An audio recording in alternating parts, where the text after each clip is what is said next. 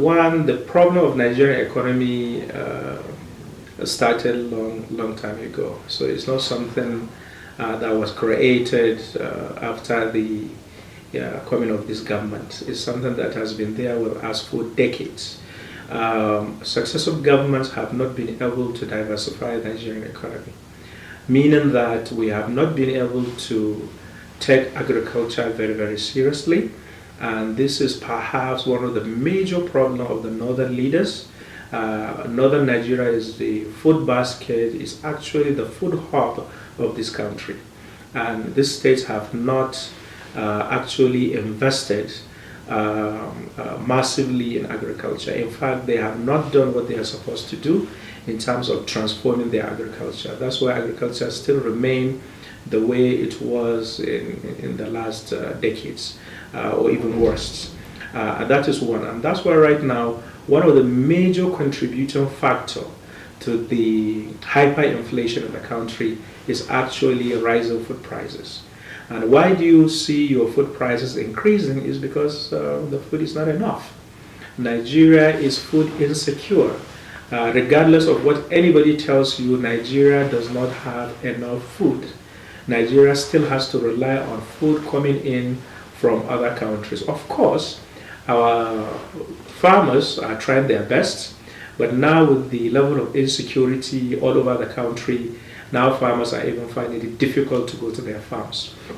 So it's actually a kind of combination of a number of factors, but the major one is the inability of the policymakers in Nigeria to diversify the Nigerian economy, to grow agriculture, to create new industries and to develop the existing ones, to create even new industries. Today we are talking about knowledge age, we are talking about information technology.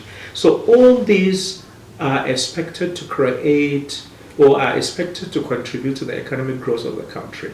And unfortunately, we have not been able to harness the tremendous opportunities that this country has because we rely on the oil sector.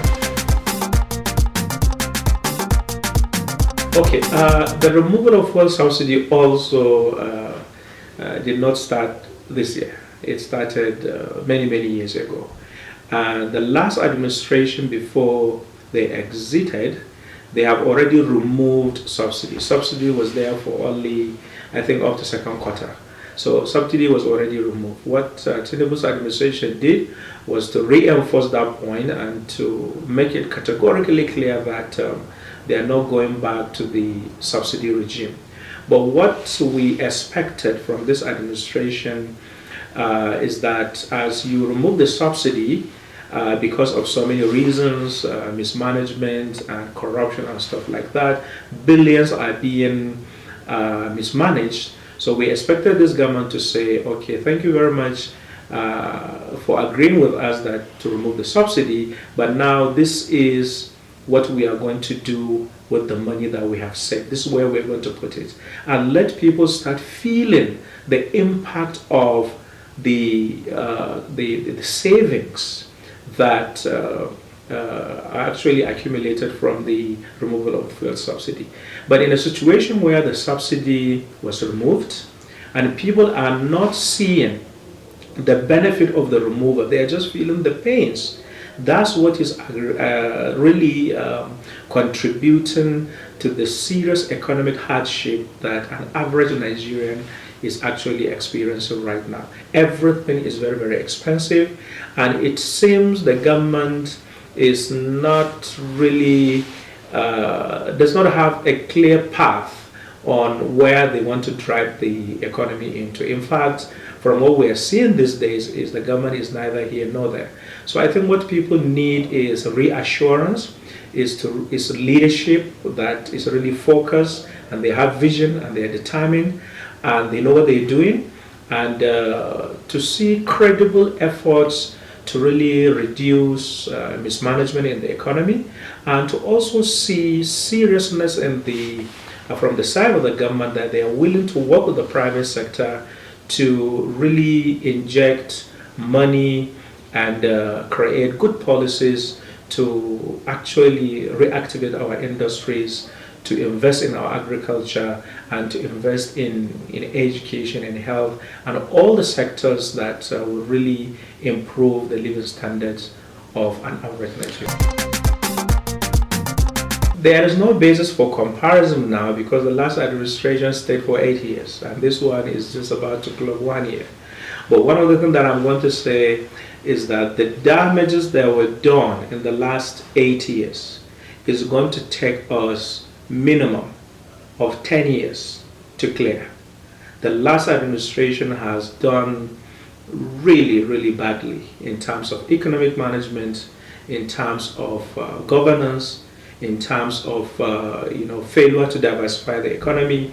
In fact, in terms of really making the economy to really be what it is today. So what you're seeing today is not something that was created in 2014.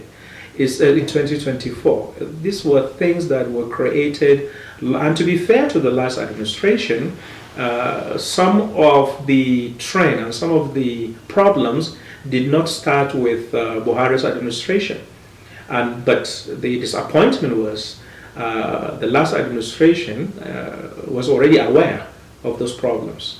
So what we expected as Nigerians was, you already knew these problems, what are you going to do about it? But unfortunately, instead of addressing those problems, the administration even created more problems, leaving the old problems where they were. Time for people to be resilient. This is not the time for people to complain and lament. This is the time for us to do two things. One, to demand for good governance. We have to demand it. And number two, this is the time for people to really go out there and display their creative talents and to go out there to be very, very productive. This is not a time for somebody to have one job. Somebody has to have 2 or 3 jobs, 4 if you can get. This is the time to really work very, very hard, at least to feed your family.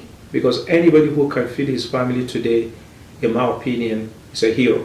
Because the economy has been badly, badly damaged. So I'm going to advise people to go out there. Yes, things are very, very bad, but let's be productive. Let's learn new skills. Let's try to be highly entrepreneurial. This is not time for being lazy. This is not the time for most of these disruptions from our mobile phones. This is the time to switch off those applications, unless if those applications are going to bring money into your pocket.